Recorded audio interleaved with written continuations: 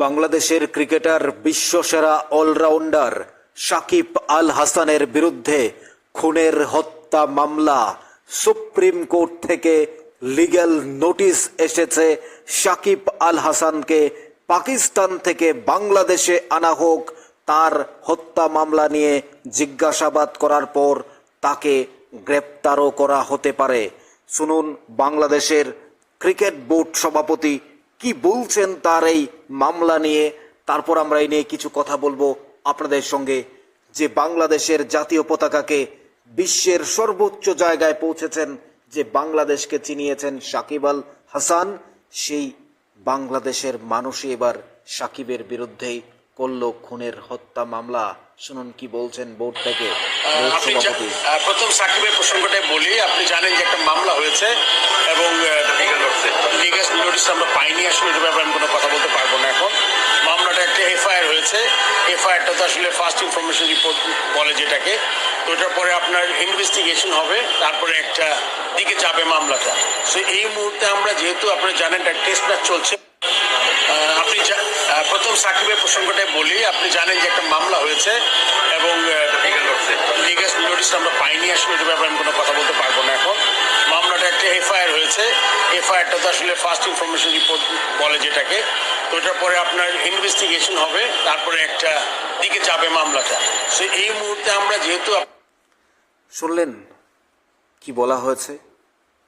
Bangladesh cricket board থেকেও বলা হচ্ছে তার বিরুদ্ধে মামলা হয়েছে। সাকিব আল হাসান বিশ্বসেরা অলরাউন্ডার, অর্থাৎ number one allrounder, one of the best allrounder, no doubt. যে বাংলাদেশকে কেউ চিনত না, কেউ জানতো না, সে বাংলাদেশকে বিশ্বসেরা অলরাউন্ডার হয়ে সাকিব চিনিয়েছে বিশ্বের বুকে। ক্রিকেটে রাজত্ব করেছে যেই ছেলেটি, 18 বছর ধরে বাংলাদেশকে সম্মান এনে দিয়েছে, সমস্ত দেশকে হারিয়েছে, নিজের সিংহাসন ধরে রেখেছে। সেই বাংলাদেশের মানুষ সাকিব আল হাসানের বিরুদ্ধে খুনের হত্যা মামলা করেছে। গার্মেন্টস কর্মী রুবেল, তাকে হত্যা করেছিল ছাত্র আন্দোলনে, তিনি নিহত হয়েছিলেন। অর্থাৎ তখন সাকিব আল হাসান ছিলেন কানাডাতে, গ্লোবাল লিগ খেলছিলেন, প্রিমিয়ার লিগ ক্রিকেট। ওই দিনও তিনি ম্যান অফ দ্য ম্যাচ পেয়েছিলেন কানাডাতে।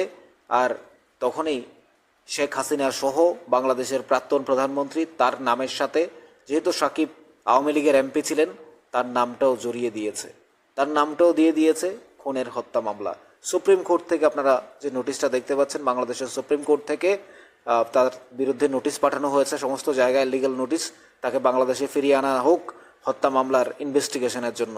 তাহলে বুঝতেই পারছেন যে মানুষটি ঢাকার বাইরে ছিল, পুরো বাংলাদেশেই ছিলেন না, কানাডাতে ছিলেন, ক্রিকেট খেলছিলেন।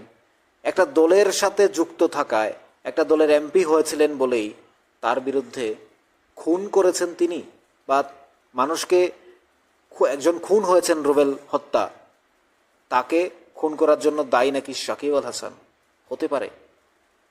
আমরা বিশ্বাস করব এটা একজন মানুষ হিসাবে, একজন অর্থাৎ একজন ক্রিকেট ভক্ত হিসাবে এগুলো মেনে নিতে হবে। কে বা কারা খুন করেছে সেটা পুলিশের দায়িত্ব, বাংলাদেশ পুলিশ ইনভেস্টিগেট করবে, সব ঠিক আছে। কিন্তু তিনি যদি আজ এমপি না হতেন, তার নামটা জড়িয়ে পড়তো? কখনোই না। যে বাংলাদেশকে বিশ্বের বুকে ক্রিকেট খেলে যে ছেলেটি অলরাউন্ডার হয়ে বাংলাদেশকে চিনিয়েছেন, সারা বিশ্বের দরবারে শাসন করেছেন যে সাকিব আল হাসান, এই সাকিব আল হাসানের নামে এবার খুনের হত্যা মামলা।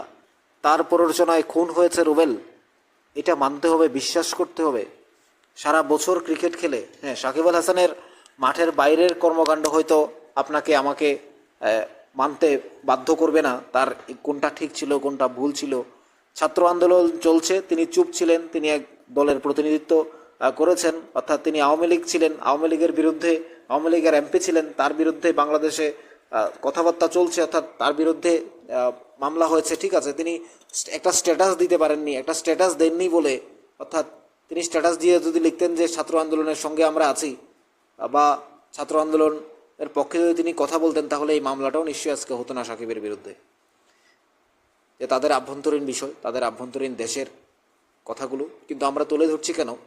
একজন ক্রিকেটার শুধু সেই দেশের হলেই ঠিক ছিল, কিন্তু এই ক্রিকেটার যিনি আমাদের ভারতবর্ষের বিগ টুর্নামেন্ট আইপিএল এবং সমস্ত জায়গায় LPL, SPL, counting, big bash এবং যে সে ক্রিকেটার নয়, one of the best allrounder Shakib Al Hasan, যে বিশ্বের বুকে বাংলাদেশের পতাকাকে অলরাউন্ডারের স্থানে সবচেয়ে উপরে রেখেছে, যে বাংলাদেশকে সার্ভিস দিয়েছে 18টি বছর, যে বাংলাদেশের অসংখ্য অর্জনের নায়ক তিনি, সেই বাংলাদেশের মানুষ সাকিব আল হাসান শুধুমাত্র একটা দলের এমপি হওয়ায়, আওয়ামী লীগের এমপি হওয়ায়, তার একটা স্ট্যাটাস না দেওয়ায় তার বিরুদ্ধে মামলা করে দিয়েছে। এও হতে পারে? এটা চলে? একজন ক্রিকেটারের বিরুদ্ধে এভাবে মামলা, তাও সুপ্রিম কোর্ট থেকে আবার লিগ্যাল নোটিশ সাকিবের বিরুদ্ধে। বোর্ড সভাপতিও বলছেন তার বিরুদ্ধে একটা মামলা হয়েছে, কিন্তু তাদের কাছে এখনো নোটিশ আসেনি। অর্থাৎ তাদের টেস্ট, যেখানে সাকিব আল হাসান কতটা মেন্টালি স্ট্রং, কতটা তিনি, অর্থাৎ তার যে মেমোরি, তার যে ডিসিপ্লিন, সে হয়তো মাঠের বাইরে ইনডিসিপ্লিন হয়েছেন অনেক জায়গায়, কিন্তু আপনাকে এটাও মানতে হবে, যখন সাকিব আল হাসানকে বলা হয়েছিল বাংলাদেশের মানুষ আপনার মতো হয় না কেরে, আপনার মতো ক্রিকেটার হচ্ছে না কেন, তৈরি হচ্ছে না কেন, তখন তিনি বলছিলেন খিচুড়ি আর ডাল ভাত খেয়ে আর কতদিন। এটাকে নেগেটিভ বলা হয়েছে, এটাকে নেগেটিভ বলে চালিয়ে দেওয়া হয়েছে। এরপর সবাই বিভিন্ন জায়গা থেকে দেখা যায় তাদের যে গ্রোথ বা তাদের যে ক্রিকেট পাওয়ার, তাদের যে সেন্স অফ পাওয়ার ক্রিকেট খেলার জন্য, সবার মধ্যে সেটা নেই। কেন হয় না? সেই প্রশ্নগুলো তখন উঠে আসে। যখন সাকিব বলেছিল ওয়েস্ট ইন্ডিজের সাথে 58 রানে অল আউট হয়ে গেছিল, তখন সাকিবকে প্রশ্ন করা যায় তাড়াতাড়ি কেন, তিনি বলছিলেন আজ লাঞ্চে মনে হয় ভালো খাবার হয়েছে তাই তাড়াতাড়ি আউট হয়ে গেছি। অর্থাৎ এটাকে নেগেটিভলি নেওয়া হয়েছে। তিনি যা বোঝাতে চাইছেন তার উল্টোটাই বুঝে মাঝে মাঝে মানুষ। অর্থাৎ বাংলাদেশের ক্রিকেট পাগল জাতি, তারা আজ সাকিবের সমস্ত অর্জনটা ভুলে গেল। যখন সাকিবের বিরুদ্ধে মামলা করা হয়েছে তখনও তিনি টেস্ট খেলছেন। অর্থাৎ কতটা মেন্টালি স্ট্রং তিনি হতে পারেন, তার কতটা শক্তি রয়েছে, তিনি তারপরও পাকিস্তানের বিরুদ্ধে 4 উইকেট নিয়ে বাংলাদেশকে চ্যাম্পিয়ন করেছেন টেস্টে, অর্থাৎ টেস্ট জিতে গেছেন। সেই জায়গা থেকেও এতটা শক্তিশালী ক্রিকেটার তিনি, এতটা চ্যাম্পিয়ন ক্রিকেটার, মানুষ কী করে ভুলে যায় এগুলো? সে সম্পূর্ণ বাংলাদেশের ব্যাপার, বাংলাদেশের ক্রিকেটার। কিন্তু যে ক্রিকেটারকে আমরা চিনি, আমরা জানি, আমরা বুঝি, মাঠের বাইরে হয়তো তার আচরণ সব ক্ষেত্রে ভালো নয়, কিন্তু মাঠের ভিতর যে মানুষটি নিজেকে উজাড় করে দিয়ে বছরের পর বছর ধরে যে দেশকে, প্রতিটা দেশের সাথে জিতেছে, প্রতিটা দেশকে হারিয়েছে, সেই বাংলাদেশের জয়ের নায়ক, যে বাংলাদেশে একটাই সাকিব আল হাসান আছে, যা হয়তো আর কোনোদিনও বাংলাদেশে আসবে না। অন্যান্য দেশ বলে আমাদের একটা সাকিব আল হাসান নেই, এটাই আফসোস করে, যে সাকিব আল হাসান বিশ্বসেরা অলরাউন্ডার, নাম্বার 1 অলরাউন্ডার। তাহলে দীর্ঘদিন ধরে যার স্থান অনন্য উচ্চতায় ছিল, যে বাংলাদেশের গৌরব গাথা, এক মহাকাব্যিক নাম সাকিব আল হাসান, যে বাংলাদেশের মহাকাব্য রচনা করেছে সাকিব আল হাসান, যে বাংলাদেশে হয়তো এমন সাকিব আর কোনোদিনও আসবে না। যখন সাকিব খেলা ছেড়ে দেবে তখন হয়তো মানুষ চোখের জল ফেলবে, কাকে হারালাম।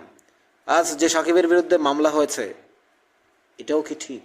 আপনি মনে করেন, আপনি বিশ্বাস করেন যে বাংলাদেশকে অনন্য উচ্চতায় নিয়ে গেছে, যে বাংলাদেশের মানুষকে হাসি ফুটিয়েছে দিনের পর দিন, যে বাংলাদেশের যে তার বহু জয়ের নায়ক সাকিব আল হাসান, যে বাংলাদেশের একটা উইকেট দরকার, না হলে ম্যাচটা জিতবে না, তখনই সাকিব আল হাসান ত্রাতা হয়েছেন, তখনই সাকিব আল হাসান এসে উইকেট নিয়েছেন।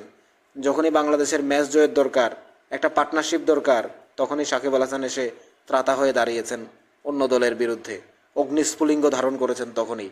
অর্থাৎ যে সাকিব আল হাসান ক্রিকেট মাঠে নামলেই রেকর্ড তৈরি করেন একের পর এক, যা আমরা বাংলাদেশের বাইরে বসেও আমরা প্রতিনিয়ত দেখি। আমরা বিভিন্ন দেশে থাকলেও বা বাংলাদেশের বাইরে থাকলেও আমরা যখন দেখি, বিভিন্ন দেশ যখন বাংলাদেশের বিরুদ্ধে খেলা হয় তখন অ্যানালাইসিস করে সাকিবকে, তাকে আউট করতে হবে, শুধু তার বলটাই ঠিকঠাক দেখতে হবে, তখন এগুলো অ্যানালাইসিস করে বাংলাদেশের বহু জয়ের নায়ক যখন তিনি, বাংলাদেশের এক মহাকাব্যিক রচনা করেছেন তিনি, যখন বিশ্বের সবচেয়ে বড় আসরে, বড় সিংহাসনে তিনি বসে থাকেন, অর্থাৎ তাকে আজ সেই বাংলাদেশের মানুষ 1 সেকেন্ডে মাটিতে নামিয়ে এনেছে। তার বিরুদ্ধে খুনের মামলা করা হয়েছে। অর্থাৎ তিনি জড়িত কিনা সেটা আমরা জানি না, গ্রেপ্তার হবেন কিনা সেটাও আমরা জানি না। কাউকে খুনের আসামি বলতে হলে কারোর বিরুদ্ধে মামলা আপনি হাজার হাজার করতে পারেন, কিন্তু কারোর বিরুদ্ধে মামলা করলে সেই মামলায় যে আপনাকে সাকিবকে গ্রেপ্তার করে নেবে, সেই মামলায় যে সাকিবের বিরুদ্ধে চলে যাবে এমনটা তো নয়। অর্থাৎ সাকিবের বিরুদ্ধে ইনভেস্টিগেশন চলবে, যদি সাকিব তার সঙ্গে জড়িত থাকে তাহলেই তাকে গ্রেপ্তার করা হবে, তারপর তার শাস্তি হবে। তার আগে সাকিবকে সাকিব তো প্রথমেই জামিন পেয়ে যাবেন। কারণ হচ্ছে যখন বাংলাদেশে এই ছাত্র আন্দোলন চলছে, যেদিন রুবেল মারা গেছে সেদিন সাকিব ছিলেন কানাডাতে, তখনও তিনি ম্যান অফ দ্য ম্যাচ হয়েছেন কানাডার। তিনি যে টিমের ছিলেন, অর্থাৎ টাইগার স্কোয়াডে তিনি যখন ছিলেন, বাংলা টাইগার্স দলে যখন তিনি ছিলেন, তখন তিনি ম্যান অফ দ্য ম্যাচ হয়েছেন। অর্থাৎ সেদিনও তিনি ছিলেন না।